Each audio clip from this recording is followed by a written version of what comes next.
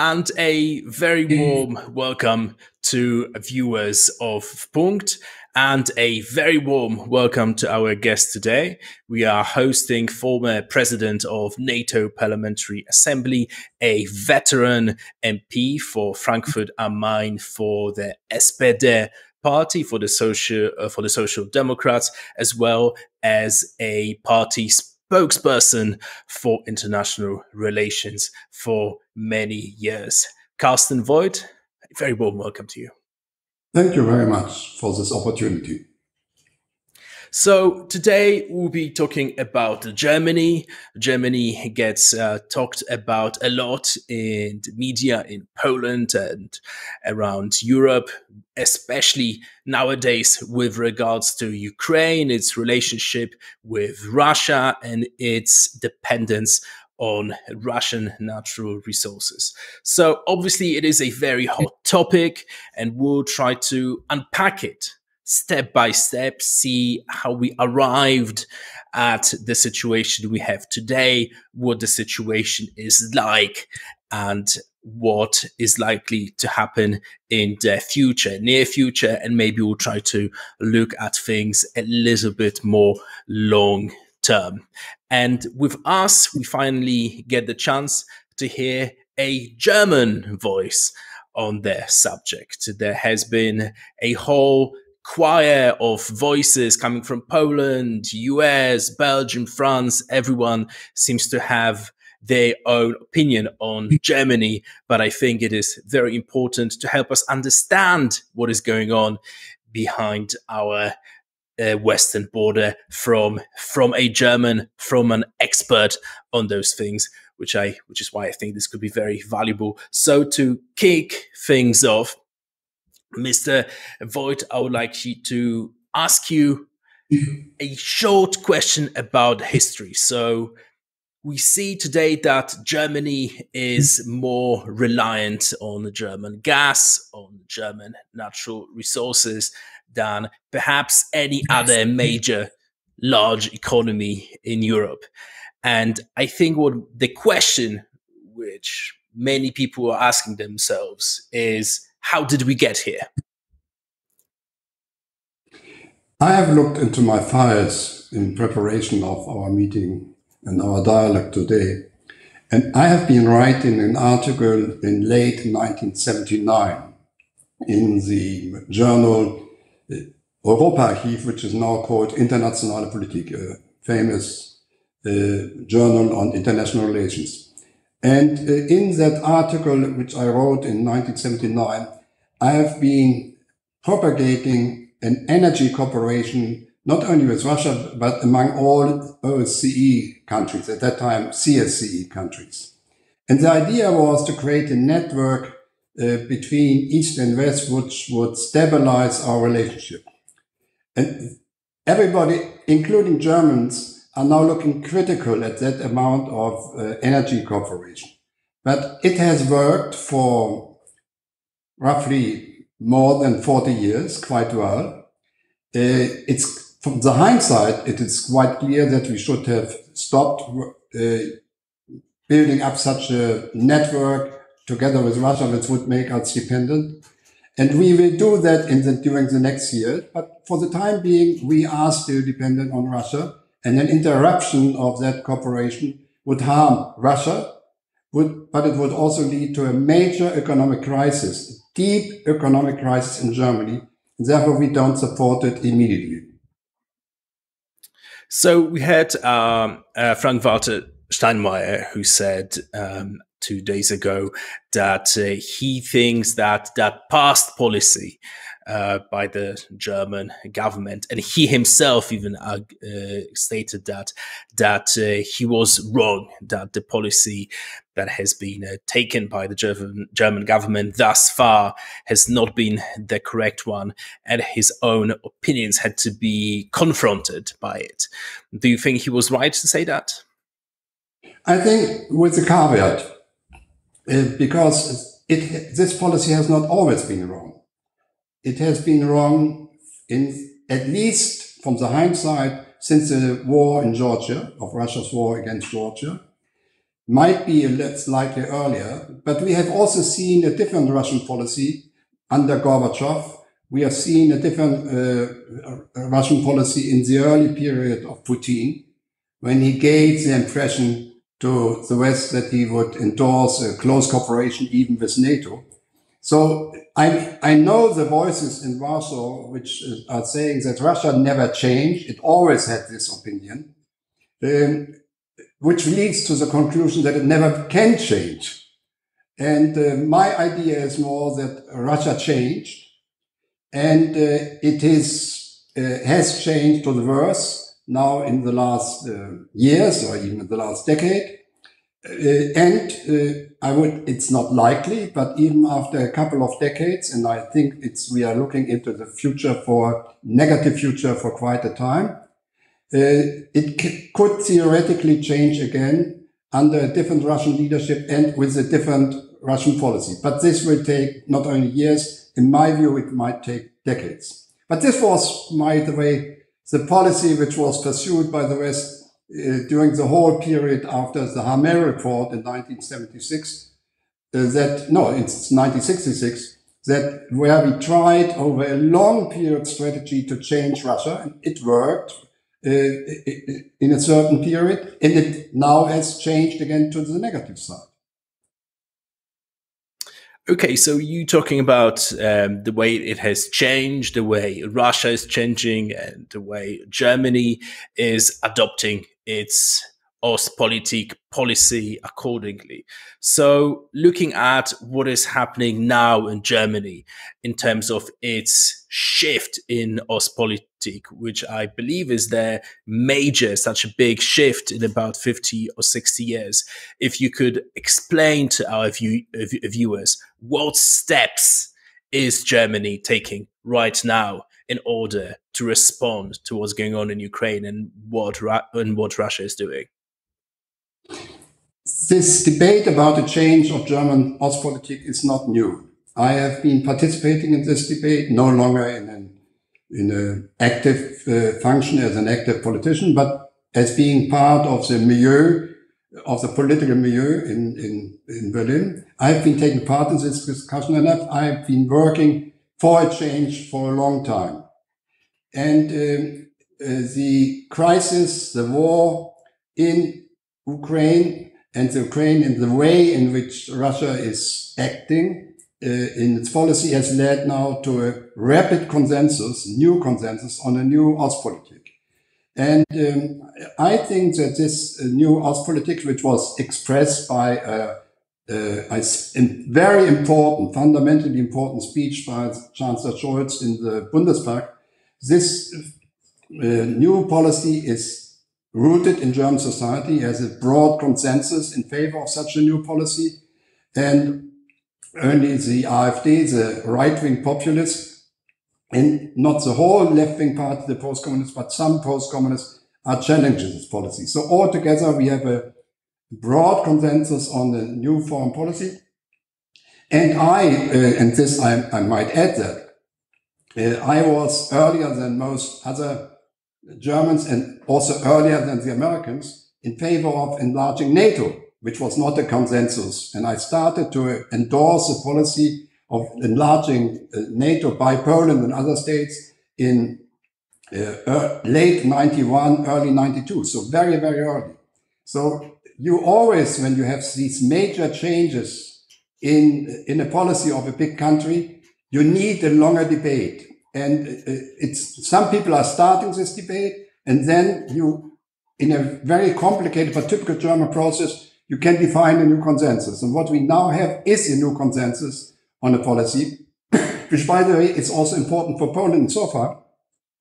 It's one element of this consensus is that our relationship with our direct eastern neighbors, meaning Baltic states, Poland, the Czech Republic, Hungary, down to Romania, that this relationship with our direct neighbors is how important Russia ever might be, more important than our relationship with Russia. So with regards to how that actually is going to be affected by energy policy on the ground, can we expect Germany to move maybe back a little bit towards nuclear, or is it going to be solely towards renewables? How do you think that energy mix is going to, how are Germany's planning to change it over the years, and what the direction do you think could look like? We will emphasize renewables. We will not slow down the process of leaving coal as a major point. This is the point where, for environmental reasons, and Germany will still have a different viewpoint than the many Poles have. So there we have a conflict with one another, and you have a conflict not only with us, but with many people in the European Union. We will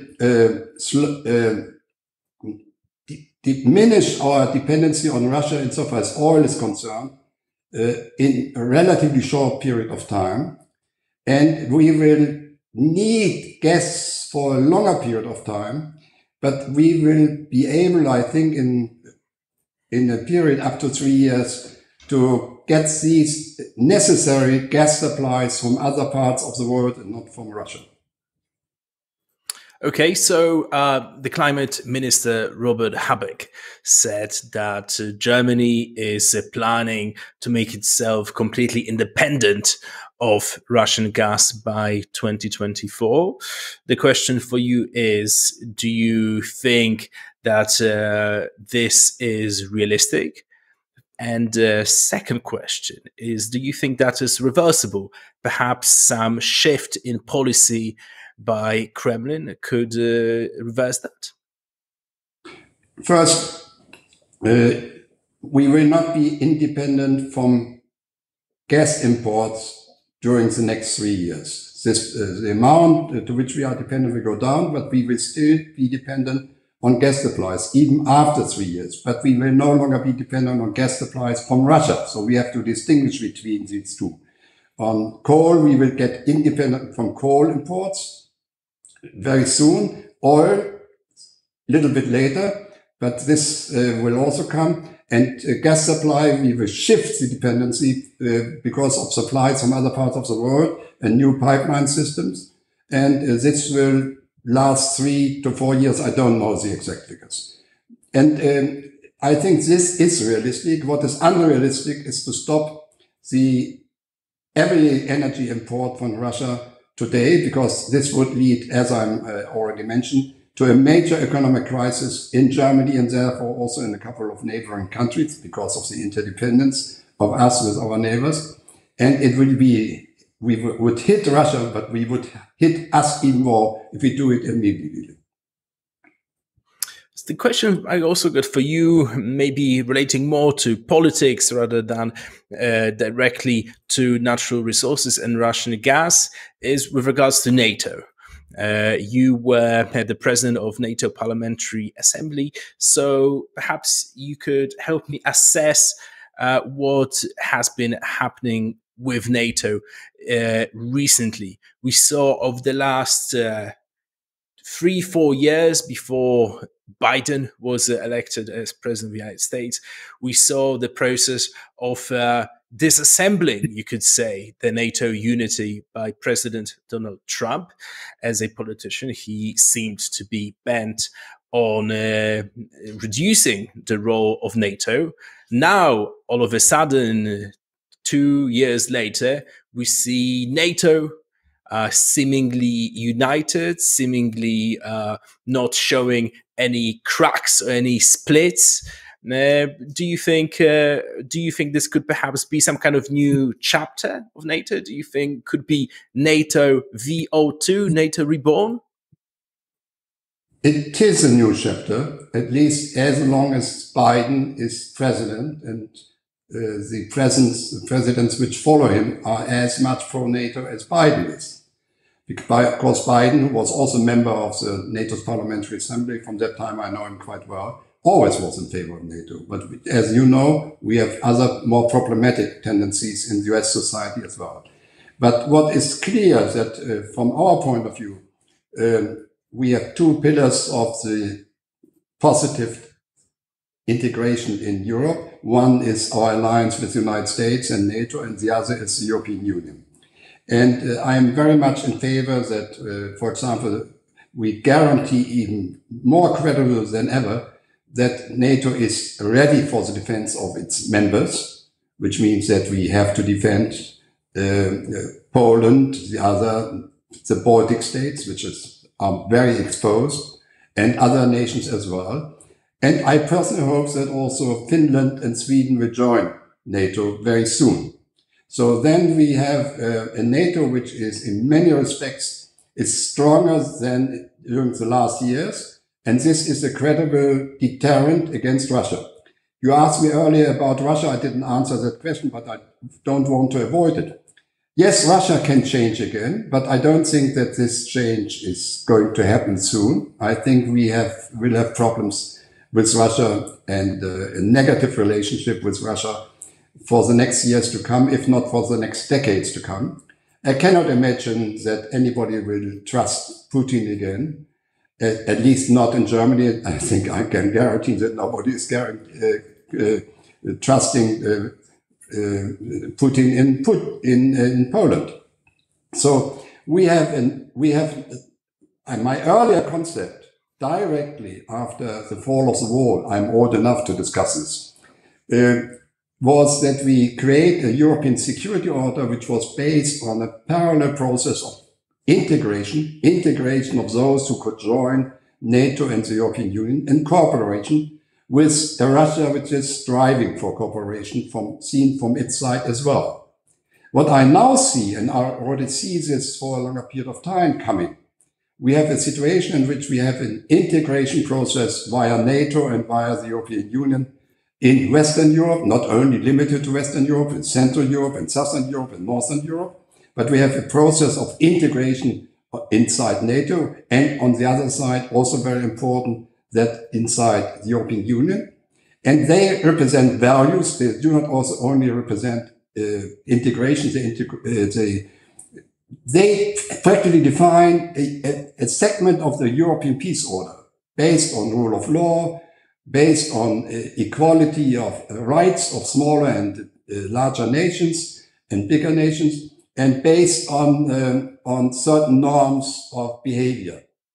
And on the other side, we have a nation, a very important nation, Russia, which is challenging not only the right of existence of states, which is challenging the boundaries of neighboring states, which does not accept the equality of nations. It's in favor of a hierarchy of nations. Russia, United States, and China on top. Then we have a second level of so-called medium-sized nations like Germany and France, and a couple of others. And then we have smaller nations who do not shape the European landscape, but they take the rules from others.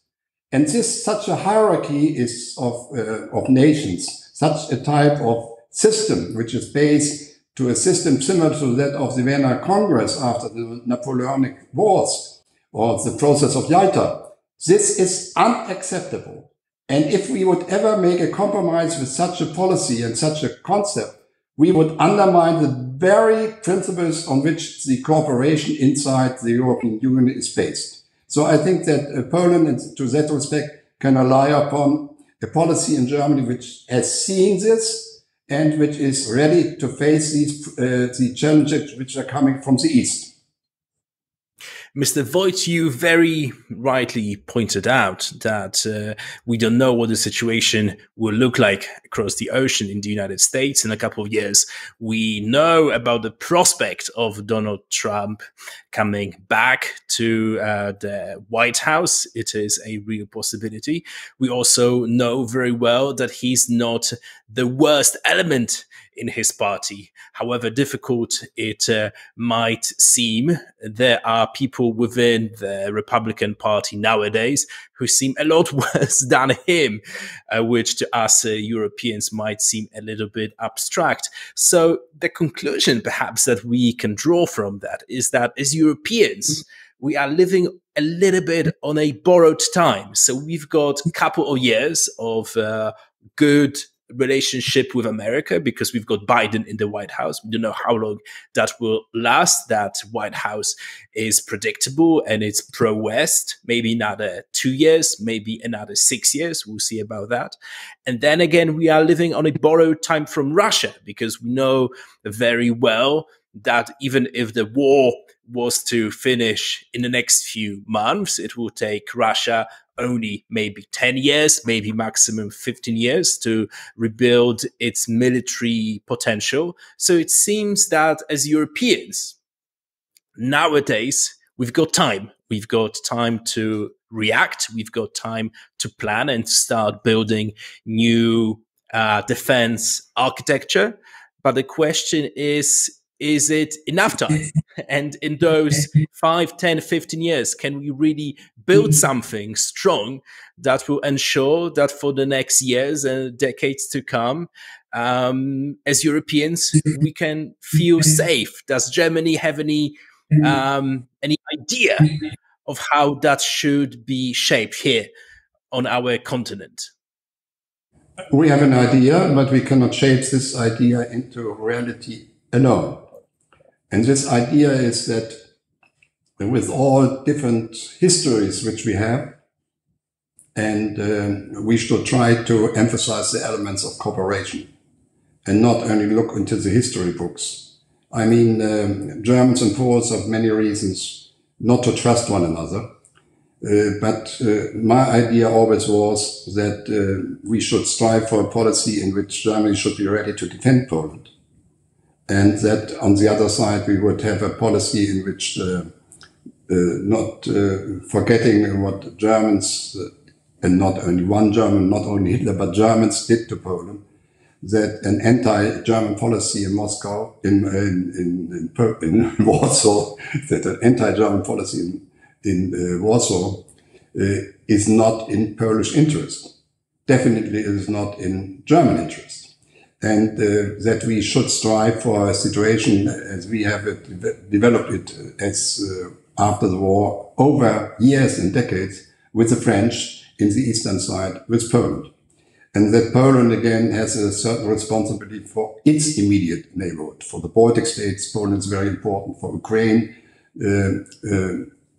Poland is very important. But we should never leave Poland alone. And Poland, on the other side, should also be interested in a common policy in Africa and in Northern Africa and in other parts of the world, where, for example, the French are very much interested in. So we need a much stronger cohesion among the European side of the Atlantic, not to weaken the transatlantic alliance, but to stabilize it by making the European side stronger. This is, by the way, also something which the Americans want, that we are not only spending more on defense, but that we are spending it more efficiently. And that means a new division of labor also in the area of defense. And it means that we developed elements of a common strategy, also a common strategy in direction of Russia or against Russia.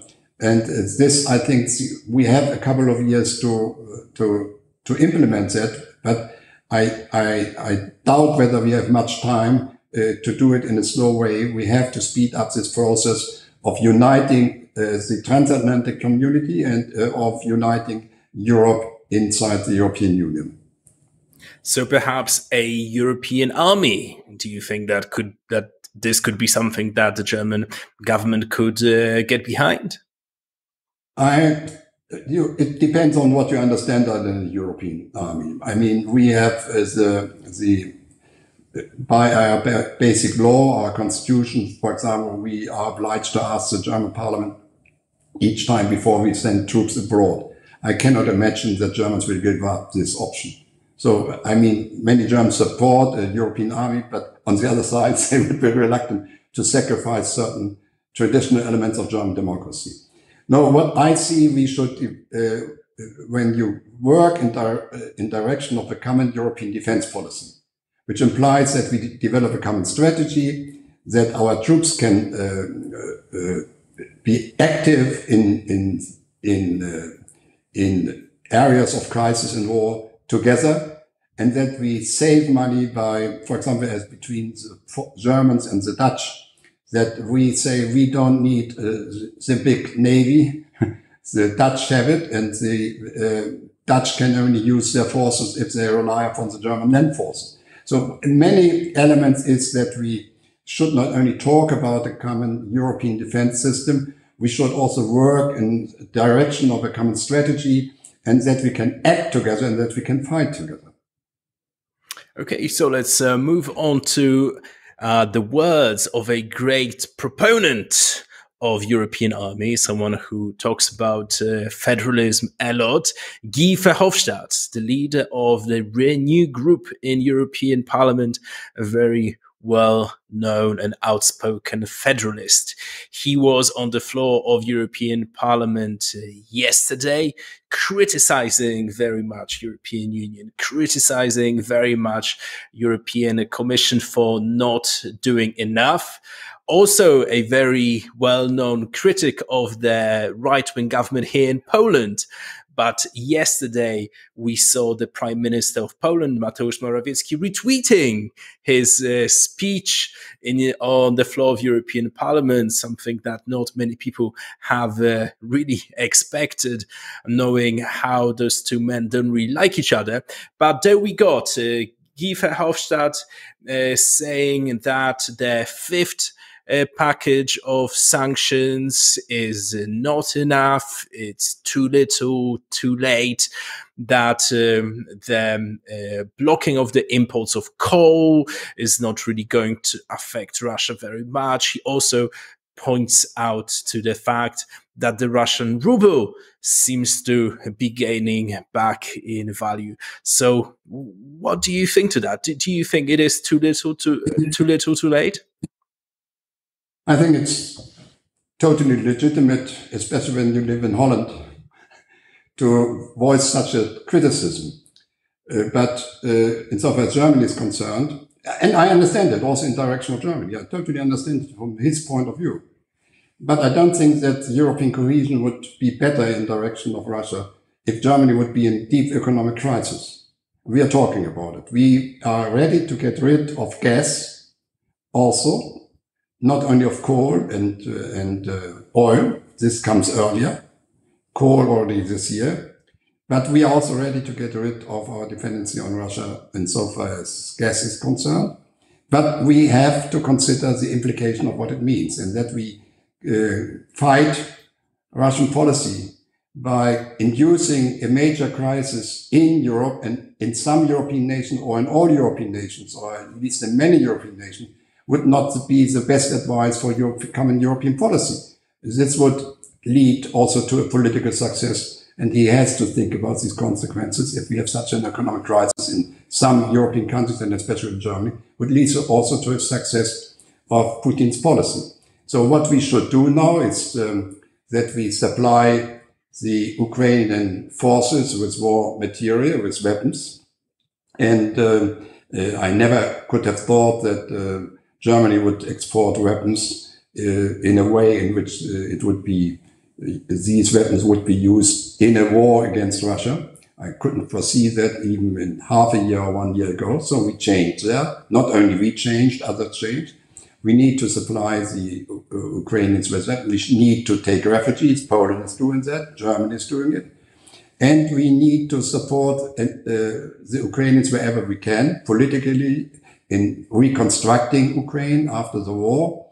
And also in a way we should limit the influence and the propaganda, the policy, and isolate Putin wherever we can. So at the end, I would like to ask you, do you think Putin, in many senses, do you think he has already lost this war? Yes. I like irony. So forgive me, irony is a certain way of suffering from reality. And I think if there ever was a doubt whether a Ukrainian nation existed, he has created that nation. And it is a nation now which is not only defined by its own identity, but it's defined by an anti-Russian policy. This was not the case even a couple of years ago. You could find many people who were against NATO in Ukraine. I never forget the situation that when we had the debate in Bucharest about enlarging NATO by including also Ukraine, at that time, the Ukrainians by majority, the population, were against NATO enlargement. So they changed. They are now a pro-Western country, and this has not only to do with Putin's policy, but it has also to do with Putin. Then we will in all likelihood have the Scandinavians, Sweden and Finland joining NATO. Another result of Putin's policy. Putin will now be more dependent on China than ever. It will be an asymmetric relationship in which the Russians are the weaker part. Putin will not be able of modernizing his country because he needs the West, and the best intellectuals of Russia are leaving Russia as well. Okay, I think we got a good explanation on how things look like from the German perspective. It was a great pleasure to be your host today, Mr. Voigt, and I hope we will see and hear each other soon, perhaps at another debate, another interview organized by Punkt. My guest today was the former president of NATO Parliamentary Assembly, a veteran MP for SPD Karstenem D. Thank you.